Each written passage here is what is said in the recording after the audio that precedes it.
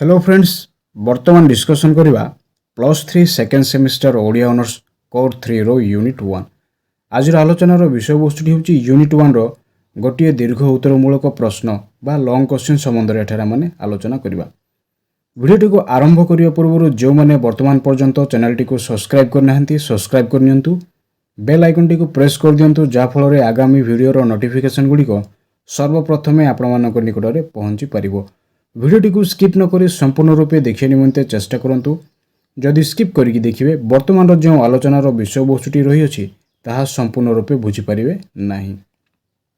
पूर्वरु अनेक गुड़िए video upload हो सारी अच्छी, तो आपण मैंने चैनल टीर प्लेलिस्ट को जाए समस्त वीडियो देखिपारे। तो प्रश्नटी कौन अटे देखिए। प्रश्नटी हूँ आधुनिक ओडिया साहित्यर पृष्ठभूमि संपर्क में आलोचना कर। तो प्रश्नटी एठार आम कौन देखुचे, प्रश्नटी है आधुनिक ओडिया साहित्यर पृष्ठभूमि संपर्क में आलोचना कर।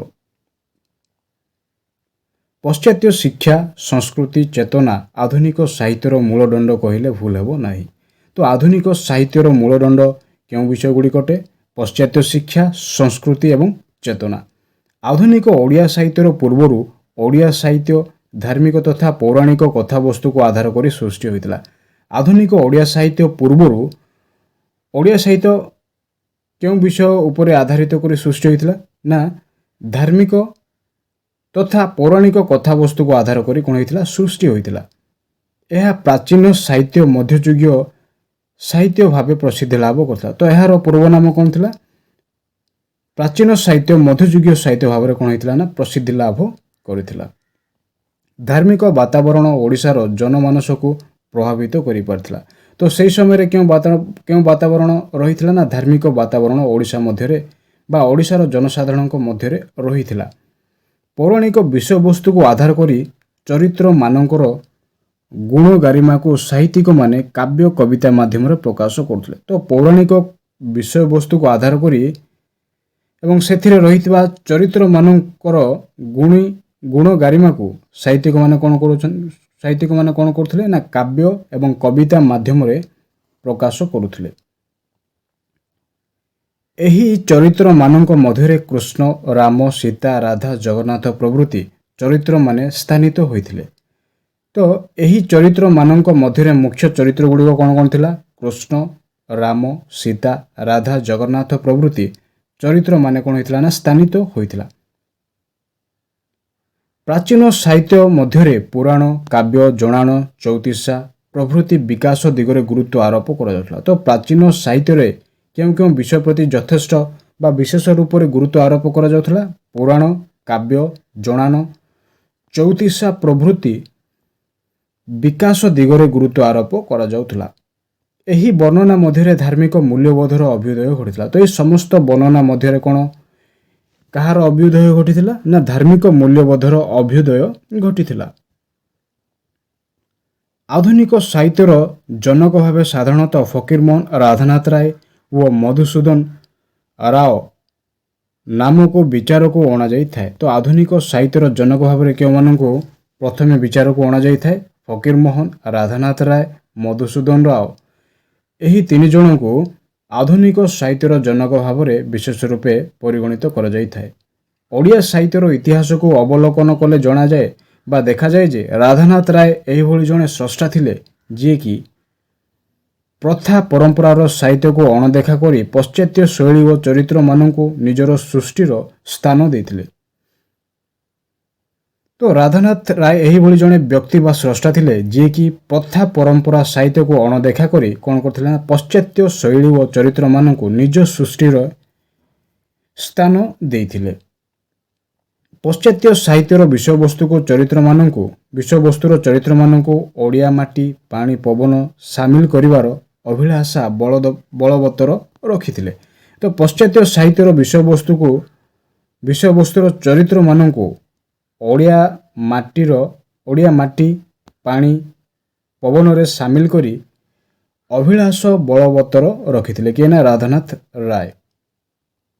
ओडिया साहित्यर इतिहास को लक्ष्य कले आउ कौन सी साहित्यिक एते परिमाण रे पाश्चात्य साहित्य को अनुकरण करिनाहांती। तो ओडिया साहित्यर इतिहास को लक्ष्य कले आउ कौन सी साहित्यिक एते परिमाण रे पाश्चात्य साहित्य को अनुकरण करिनाहांती। ଉଦାହରଣ ସ୍ୱରୂପ ରାଧାନାଥ ରାୟ। ଯେତିକି ପରିମାଣରେ ରାଧାନାଥ ରାୟ କହିଅଛନ୍ତି, ପ୍ରାଚୀନ କାବ୍ୟ ସରହଦ ଥିଲା ଅପୂର୍ବ ଛନ୍ଦ ରାଗ ରାଗିଣୀର ସମନ୍ୱୟ।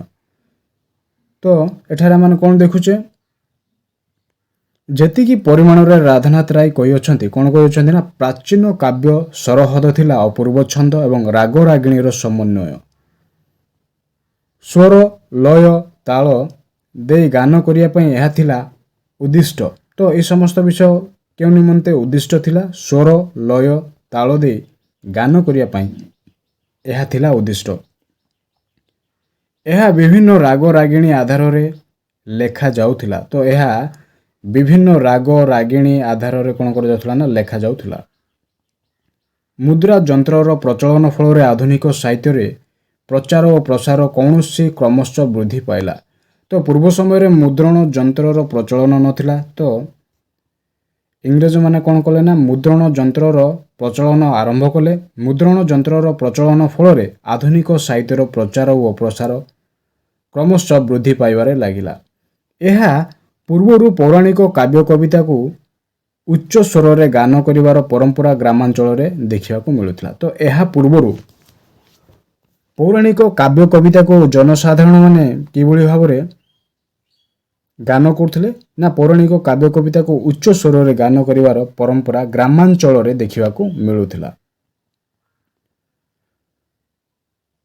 ଭାଗବତ ଟୁଙ୍ଗିରେ କିମ୍ବା ମନ୍ଦିର ଦେବାଳୟ ହେଉ, ସମାବେତ ଜନତାଙ୍କର ସମ୍ମୁଖରେ ଉଚ୍ଚ ସ୍ୱରରେ ତାଳ ଲୟ ରଖି ଗାନ କରିବା ଲୋକମାନଙ୍କ ମଧ୍ୟରେ ଧାର୍ମିକ ଚେତନା ଭାବକୁ ପ୍ରତିପାଦିତ କରିବା ପାଇଁ ଚେଷ୍ଟା କରାଯାଉଥିଲା। ତ ପୂର୍ବ ସମୟରେ କ'ଣ କରାଯାଉଥିଲା ନା ଭାଗବତ ଟୁଙ୍ଗିରେ କିମ୍ବା ମନ୍ଦିର ଦେବାଳୟ ହେଉ, ସମବେତ ଜନତାଙ୍କ ସମ୍ମୁଖରେ। ତ ଭାଗବତ ଟୁଙ୍ଗିରେ କିମ୍ବା ମନ୍ଦିର ମଧ୍ୟରେ ଯେଉଁ ସମୟରେ କି ଜନସାଧାରଣଙ୍କର ଭିଡ଼ ରହୁଥିଲା, ସେହି ସମୟରେ ଉଚ୍ଚ ସ୍ତରରେ ଉଚ୍ଚ ସ୍ୱରରେ ତାଳଲୟ ରଖି ଗାନ କରି ଲୋକମାନଙ୍କ ମଧ୍ୟରେ ଧାର୍ମିକ ଚେତନାର ଭାବକୁ ପ୍ରତିପାଦିତ କରିବା ପାଇଁ କ'ଣ କରାଯାଉଥିଲା ନା ଚେଷ୍ଟା କରାଯାଉଥିଲା। ମୋଟ ଉପରେ କହିବାକୁ ଗଲେ ପ୍ରାଚୀନ ସାହିତ୍ୟ ଥିଲା ଆଧ୍ୟାତ୍ମିକ ଚେତନାର ସ୍ୱର। ତ ମୋଟ ଉପରେ କହିବାକୁ ଗଲେ କ'ଣ ଦେଖିବାକୁ ମାନେ ପାଉନା, ପ୍ରାଚୀନ ସାହିତ୍ୟ ଥିଲା ଆଧ୍ୟାତ୍ମିକ ଚେତନାର ସ୍ୱର। ଧର୍ମଭିତ୍ତିକ ସାରସ୍ୱତ ନିରଞ୍ଜନାରେ ରାମ ବଳରାମ କୃଷ୍ଣ ପ୍ରାଧାନ୍ୟ ଲାଭ କରିଥିଲା। ତ ଧାର୍ମିକ ଭିତ୍ତିକ ସାରସ୍ୱତ ନିରଞ୍ଜନାରେ ରାମ ବଳରାମ କୃଷ୍ଣ ପ୍ରାଧାନ୍ୟ ଲାଭ କରିଥିଲେ। ମଧ୍ୟଯୁଗୀୟ ଓ ରୀତିଯୁଗୀୟ କାବ୍ୟ ପରମ୍ପରାରେ ଗୋଟିଏ ସୁନିର୍ଦ୍ଦିଷ୍ଟ ଧାରା ଥିଲା। ତ ମଧ୍ୟଯୁଗୀୟ ଯାହାକୁ ଆମେ ରୀତିଯୁଗ ବୋଲି ମଧ୍ୟ କହିଥାଉ, ମଧ୍ୟଯୁଗ ବା ରୀତିଯୁଗୀୟ କାବ୍ୟ ପରମ୍ପରାରେ ଗୋଟିଏ ସୁନିର୍ଦ୍ଦିଷ୍ଟ ଧାରାଟି ରହିଥିଲା। ସେହି ଧାରାକୁ ଲକ୍ଷ୍ୟ କରି ମଧ୍ୟଯୁଗୀୟ କବିମାନେ କାବ୍ୟ ରଚନା କରୁଥିଲେ। ତ ମଧ୍ୟଯୁଗୀୟ କବିମାନେ ସେହି ଯେଉଁ ସୁନିର୍ଦ୍ଦିଷ୍ଟ ଧାରାଟି ରହିଥିଲା, ସେହି ଧାରାକୁ ଲକ୍ଷ୍ୟ କରି ମଧ୍ୟଯୁଗୀୟ କବିମାନେ କ'ଣ କରୁଥିଲେ ନା କାବ୍ୟ ରଚନା କରୁଥିଲେ। ଏଥିରେ ଉପମା, ଶବ୍ଦାଳଙ୍କାର, ଅର୍ଥାଳଙ୍କାରର ବିଶେଷତ୍ୱ ଅତ୍ୟନ୍ତ ମହନୀୟ ଭାବରେ ପରିପୂର୍ଣ୍ଣ ଥିଲା। ତ ଏଥିରେ କେଉଁ କେଉଁ ବିଷୟ ପରିପୂର୍ଣ୍ଣ ରହିବା ମାନେ ଦେଖିବାକୁ ପାଇଥାଉ? ଉପମା, ଶବ୍ଦ ଅଳଙ୍କାର, ଅର୍ଥ ଅଳଙ୍କାରର ବିଶେଷତ୍ୱ ଅତ୍ୟନ୍ତ ମହନୀୟ ଭାବରେ ପରିପୂର୍ଣ୍ଣ ଥିଲା। ପ୍ରାଚ୍ୟ ଅଳଙ୍କାରିକ ମାନେ ଯେଉଁ ନୀତି ନିର୍ଦ୍ଦେଶ ଦେଇ ଯାଇଛନ୍ତି, ସେହି ଅନୁସାରେ କାବ୍ୟ କାରକଗଣ ଲେଖନୀ ଚାଳନା କରୁଥିଲେ। ତ ପ୍ରାଚ୍ୟ ଅଳଙ୍କାରିକ ମାନେ ଯେଉଁ ନୀତି ନିର୍ଦ୍ଦେଶ ଦେଇ ଯାଇଛନ୍ତି, ସେହି ନୀତି ଅନୁସରଣ କରି କାବ୍ୟ କାରଗଣ କ'ଣ କରୁଥିଲେ ନା ଲେଖନୀ ଚାଳନା କରୁଥିଲେ। ପ୍ରାଚୀନ ଓଡ଼ିଆ ସାହିତ୍ୟର ଏକମାତ୍ର ଆଦର୍ଶ ଥିଲା ସଂସ୍କୃତ ସାହିତ୍ୟ ସହ ସମକକ୍ଷ ହେବା। ତ ପ୍ରାଚୀନ ଓଡ଼ିଆ ସାହିତ୍ୟର ଏକମାତ୍ର ଲକ୍ଷ୍ୟ କ'ଣ ଥିଲା ନା ସଂସ୍କୃତ ସାହିତ୍ୟ ସହ ସମକକ୍ଷ ହେବା ପ୍ରାଚୀନ ଓଡ଼ିଆ ସାହିତ୍ୟର ମୁଖ୍ୟ ଲକ୍ଷ୍ୟ ଥିଲା। ପୌରାଣିକ କାବ୍ୟ ବ୍ୟତୀତ କାଳ୍ପନିକ କାବ୍ୟର ଧାରା କିଛି ମାତ୍ରାରେ ପ୍ରଭାବିତ ହୋଇଅଛି। ତ ପୌରାଣିକ କାବ୍ୟ ବ୍ୟତୀତ କାଳ୍ପନିକ କାବ୍ୟର ଧାରା କିଛି ମାତ୍ରାରେ କ'ଣ ହୋଇଛି ନା ପ୍ରଭାବିତ ହୋଇଅଛି। କାଳ୍ପନିକ କାବ୍ୟର ବିଷୟବସ୍ତୁକୁ ପରିକଳ୍ପନାରେ କିଛି ନୂତନତା ନଥିଲା। ତ କାଳ୍ପନିକ କାବ୍ୟର ବିଷୟବସ୍ତୁର ପରିକଳ୍ପନାରେ କେଉଁ ସବୁ ବିଷୟ ଦେଖିବାକୁ ଆମେ ପାଉନଥିଲୁ ନା ନୂତନ ବିଷୟ ଗୁଡ଼ିକ ଦେଖିବାକୁ ଆମେ ପାଉନଥିଲୁ। ପ୍ରତ୍ୟେକ କାବ୍ୟ ଗୋଟିଏ ଛାଞ୍ଚରେ ତିଆରି ହେବା ଭଳି ଲାଗୁଥିଲା। ତ ଯେଉଁ କାଳ୍ପନିକ କାବ୍ୟ ଗୁଡ଼ିକ ରହିଥିଲା ତାହା କେଉଁଭଳି ମନେ ହେଉଥିଲା ନା ଗୋଟିଏ ଛାଞ୍ଚରେ ତିଆରି ହେବା ଭଳି ଲାଗୁଥିଲା ବା ମନେ ହେଉଥିଲା। କାବ୍ୟର ନାୟକ ଏବଂ ନାୟିକାମାନେ ଥିଲେ ରାଜା ତଥା ଉଚ୍ଚ ବଂଶ ପରିବାରର ନାୟକ ନାୟିକାମାନଙ୍କ ମଧ୍ୟରେ ମିଳନ, ବିରହ ଓ ବିଚ୍ଛେଦ କାବ୍ୟର ନାଟକୀୟତାକୁ ଅଗ୍ରସର କରିବାରେ ସହାୟକ ହେଉଥିଲା। ତ ଏଥିରେ ଆମେ କ'ଣ ଦେଖିବାକୁ ପାଉଛୁ? କାବ୍ୟର ନାୟକ ଏବଂ ନାୟିକାମାନେ ଥିଲେ ରାଜା ତଥା ଉଚ୍ଚ ବଂଶ ପରିବାରର ନାୟକ ନାୟିକାମାନଙ୍କ ମଧ୍ୟରେ ମିଳନ, ବିରହ ଓ ବିଚ୍ଛେଦ କାବ୍ୟର ନାଟକୀୟତାକୁ ଅଗ୍ରସର କରିବାରେ ସହାୟକ ହେଉଥିଲା।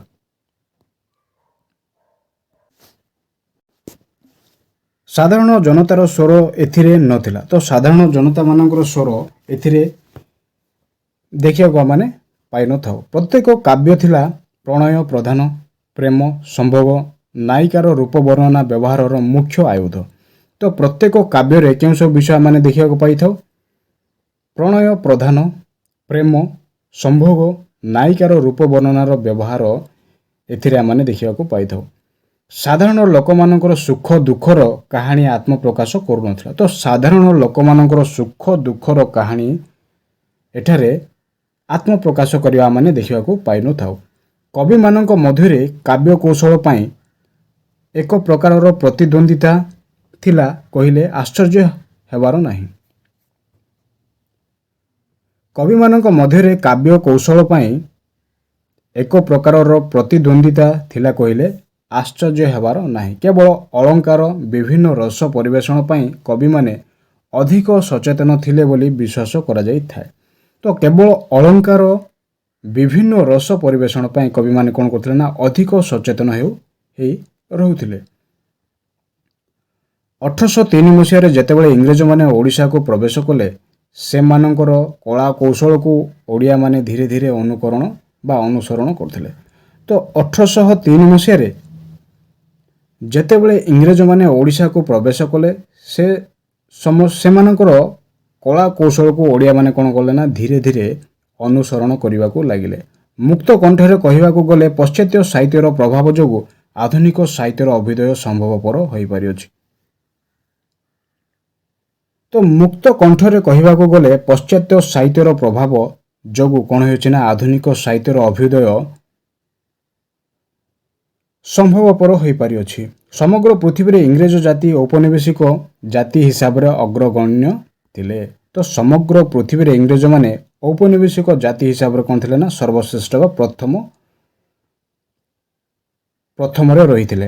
ବାଣିଜ୍ୟ ବ୍ୟବସାୟ କରି ପ୍ରଚୁର ଧନ ରୋଜଗାର ମଧ୍ୟ ସେମାନେ କରୁଥିଲେ। କେଉଁମାନେ ନା ଇଂରେଜମାନେ। ରାଜନୀତି କ୍ଷେତ୍ର ହେଉ କିମ୍ବା ବିଜ୍ଞାନର ଅଗ୍ରଗତି ହେଉ ଅଥବା ଶିକ୍ଷାର ବିକାଶ କଥା ହେଉ, ସବୁ କ୍ଷେତ୍ରରେ ସେମାନେ ଥିଲେ ପାରଙ୍ଗମ। ତ ଇଂରେଜମାନେ କେଉଁ କେଉଁ କ୍ଷେତ୍ରରେ ପାରଙ୍ଗମ ଥିଲେ? ରାଜନୀତି କ୍ଷେତ୍ରରେ କିମ୍ବା ବିଜ୍ଞାନର ଅଗ୍ରଗତି ହେଉ ଅଥବା ଶିକ୍ଷାର ବିକାଶ କଥା ହେଉ, ସବୁ କ୍ଷେତ୍ରରେ ସେମାନେ ଥିଲେ ପାରଙ୍ଗମ। ସେମାନେ ଅନୁଭବ କରୁଥିଲେ ସାହିତ୍ୟର ସାମାଜିକ ମୂଲ୍ୟବୋଧ ରହିଅଛି। ତ ସେମାନଙ୍କର ଅନୁଭବଟି କ'ଣ ରହିଥିଲା? ସେମାନେ ଅନୁଭବ କରୁଥିଲେ ଯେ ସାହିତ୍ୟରେ ସାମାଜିକ ମୂଲ୍ୟବୋଧଟି ରହିଅଛି। ସାମାଜିକ ମୂଲ୍ୟବୋଧର ଗୁରୁତ୍ୱ ଯେତେବେଳେ ବଢ଼ି ଚାଲିଲା, ସମସ୍ୟା ବିଜଡ଼ିତ ଜୀବନକୁ ସାହିତ୍ୟ ମୂଲ୍ୟବୋଧର ଆବଶ୍ୟକତା ମନେ ହୋଇଥିଲା। ତ ସାମାଜିକ ମୂଲ୍ୟବୋଧର ଗୁରୁତ୍ୱ ଯେତେବେଳେ ବଢ଼ିବାରେ ଲାଗିଲା, ସମସ୍ୟା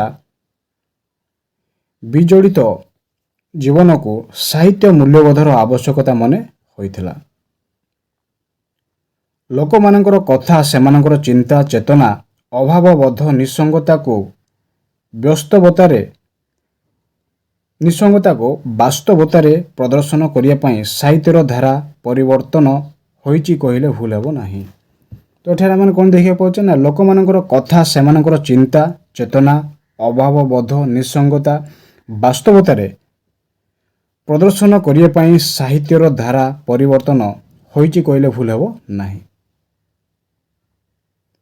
ଏ ଯୁଗର ସାହିତ୍ୟର ଅଭିଜାତୀୟ ଜୀବନ ପ୍ରତି ଯଥେଷ୍ଟ ସମ୍ମାନବୋଧ ରହିଥିଲା, ଯାହା ଆଧୁନିକ ସାହିତ୍ୟର ବଳିଷ୍ଠ ପୃଷ୍ଠଭୂମି।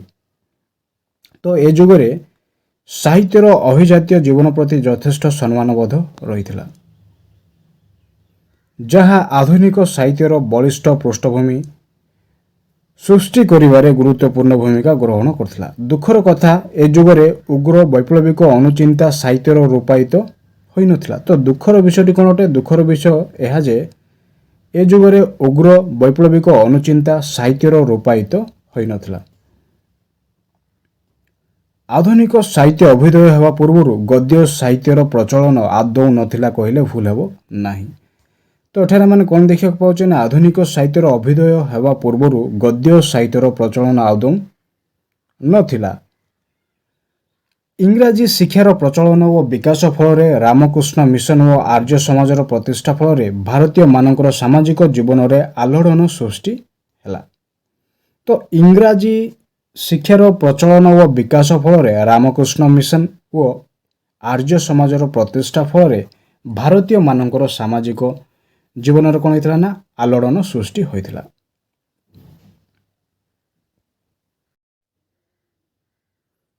ଏହା ସେ ସମୟରେ ସାମାଜିକ ଜୀବନକୁ ପ୍ରଭାବିତ କରି ସାରସ୍ୱତ ପୃଷ୍ଠଭୂମିର ଏକ ଝଙ୍କାର ସୃଷ୍ଟି କଲା। ତ ଏହା କ'ଣ କଲା ନା ସେ ସମୟରେ ସାମାଜିକ ଜୀବନକୁ ପ୍ରଭାବିତ କରି ସାରସ୍ୱତ ପୃଷ୍ଠଭୂମିର ଏକ ଝଙ୍କାର ସୃଷ୍ଟି କଲା। ମୋଟ ଉପରେ ଶିକ୍ଷାନୁଷ୍ଠାନର ପ୍ରତିଷ୍ଠା ଏବଂ ସମ୍ବାଦପତ୍ରର ଅଭ୍ୟୁଦୟ ହେବା ଫଳରେ ଗଦ୍ୟ ସାହିତ୍ୟର ବିକାଶ ସମ୍ଭବପର ହୋଇପାରିଥିଲା। ତ ଗଦ୍ୟ ସାହିତ୍ୟର ବିକାଶ କିଭଳି ଭାବରେ ସମ୍ଭବପର ହେଲା? ମୋଟ ଉପରେ ଶିକ୍ଷାନୁଷ୍ଠାନର ପ୍ରତିଷ୍ଠା ହେବା ଫଳରେ ଏବଂ ସମ୍ବାଦପତ୍ରର ଅଭ୍ୟୁଦୟ ହେବା ଫଳରେ ଗଦ୍ୟ ସାହିତ୍ୟର ବିକାଶ ସମ୍ଭବପର ହୋଇପାରିଲା। ଆଧୁନିକ ସାହିତ୍ୟ କହିଲେ ଗଦ୍ୟ ସାହିତ୍ୟକୁ ହିଁ ବୁଝାଇଥାଏ। ତ ଆଧୁନିକ ସାହିତ୍ୟ କହିଲେ ଆମେ କ'ଣ ବୁଝୁ ନା ଆଧୁନିକ ସାହିତ୍ୟ କହିଲେ ଆମେ ଗଦ୍ୟ ସାହିତ୍ୟକୁ ହିଁ ବୁଝିଥାଉ।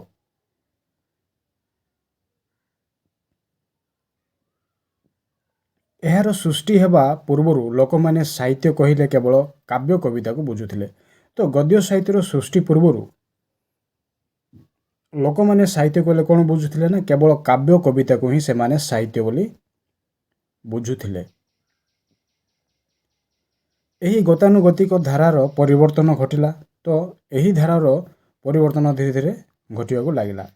ପଦ୍ୟଧର୍ମୀ ସାହିତ୍ୟ ବଦଳରେ ପାଠକମାନେ ଗଦ୍ୟଧର୍ମୀ ସାହିତ୍ୟକୁ ଜାଣିବାକୁ ସୁଯୋଗ ପାଇଲେ।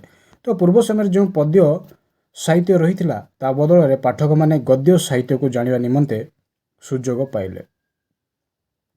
ଆଧୁନିକ ଯୁଗର ସାହିତ୍ୟ ମୁଖ୍ୟତଃ ଗଦ୍ୟ ସାହିତ୍ୟର ବିକାଶ ନିମନ୍ତେ ଉଲ୍ଲେଖନୀୟ ଥିଲା। ତ ଆଧୁନିକ ଯୁଗର ସାହିତ୍ୟ ମୁଖ୍ୟତଃ ଗଦ୍ୟ ସାହିତ୍ୟର ବିକାଶ ନିମନ୍ତେ କ'ଣ ହେଇଥିଲା ନା ଉଲ୍ଲେଖନୀୟ ଥିଲା। ଗଦ୍ୟ ସାହିତ୍ୟ କ୍ରମରେ ଗଳ୍ପ, ଉପନ୍ୟାସ, ଭ୍ରମଣ କାହାଣୀ, ନାଟକ, ପ୍ରବନ୍ଧ ଓ ସମାଲୋଚନା ମୂଳକ କୃତିତ୍ୱକୁ ହିଁ ବୁଝାଇଥାଏ। ଗଦ୍ୟ ସାହିତ୍ୟ କ୍ରମରେ କେଉଁ ସବୁ ବିଷୟବସ୍ତୁକୁ ବୁଝାଇଥାଏ ନା ଗଳ୍ପ, ଉପନ୍ୟାସ, ଭ୍ରମଣ କାହାଣୀ, ନାଟକ, ପ୍ରବନ୍ଧ ଓ ସମାଲୋଚନା ମୂଳକ କୃତିକୁ ହିଁ ବୁଝାଇଥାଏ। ତ ଏହି ସମସ୍ତ ବିଷୟକୁ ଆମେ କ'ଣ କହିଥାଉ? ଗଦ୍ୟ ସାହିତ୍ୟ କହିଥାଉ।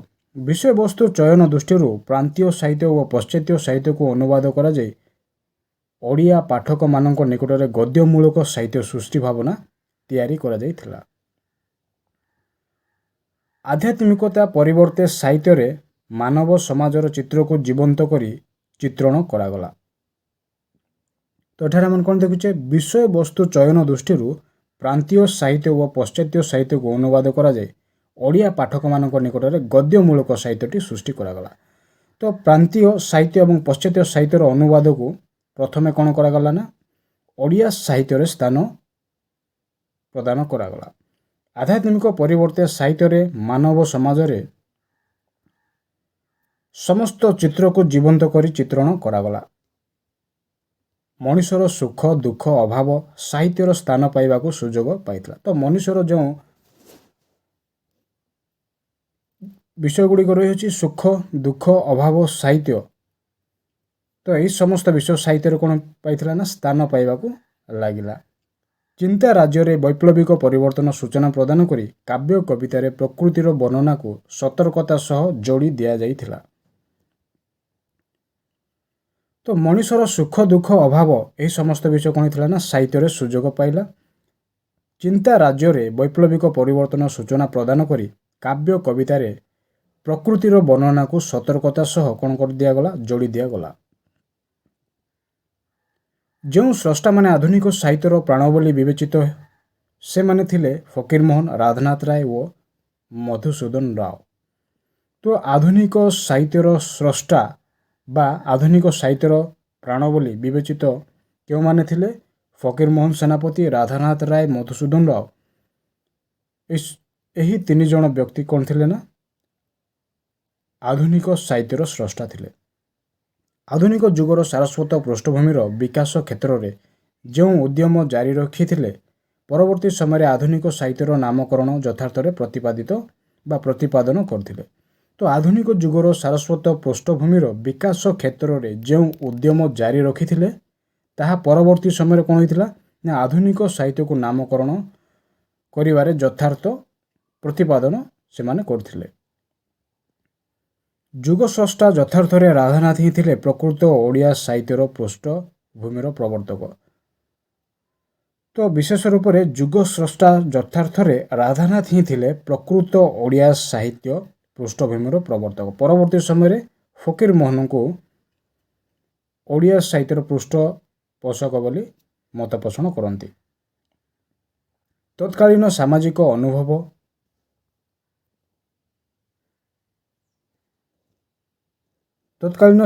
ଅନୁଭବ ସାହିତ୍ୟର ଆଂଶିକ ଓ ସାରସ୍ୱତ ପୃଷ୍ଠଭୂମିକୁ ପରିବର୍ତ୍ତନ ଆଣିପାରିଥିଲା। ତ ଏହା ଫଳରେ କ'ଣ ହୋଇଥିଲା ନା ତତ୍କାଳୀନ ସାମାଜିକ ଅନୁଭବ ସାହିତ୍ୟର ଆଂଶିକ ଓ ସାରସ୍ୱତ ପୃଷ୍ଠଭୂମିକୁ ପରିବର୍ତ୍ତନ ଆଣିପାରିଥିଲା।